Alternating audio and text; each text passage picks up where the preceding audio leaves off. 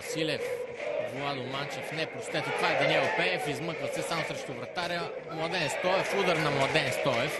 На Костадин Ангелов, нещо, което рядко виждаме от видима. Чипев, удар от далечно разстояние на Чипев.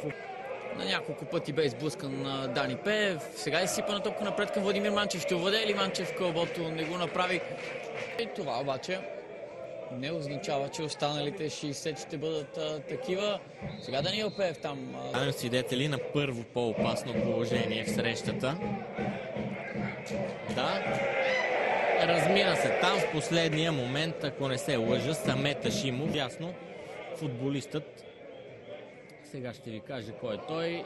За Марчо Давчев. Давчев може да центрира. Прави го там. Младен Стоев като че ли можеше да стигне пръв до топката. Той лежерно към Борис Кондев. За пореден път Борис Кондев не успя да отиграе.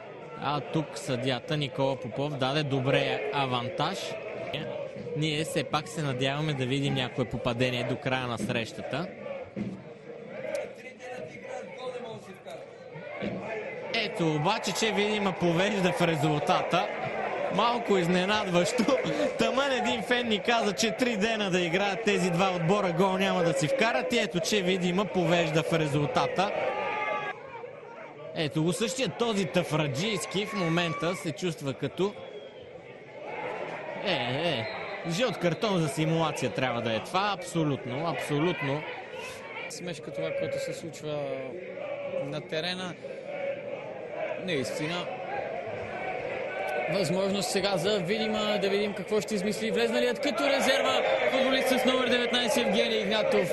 Безобразен удар на Игнатов. Можеше да реши всичко. Футболисти на Барселона, не на Видима Раковски, с доста самочувствие и спокойствие играят футболистите на Костадин Ангелов. Кристиан Добрев сега овладява. Удар на Кристиан Добрев от далече разстояние. Топката минава в страни от вратата. Всичко от срещата в надежда. Локомотив София загуби от Видима Раковски с 0-1.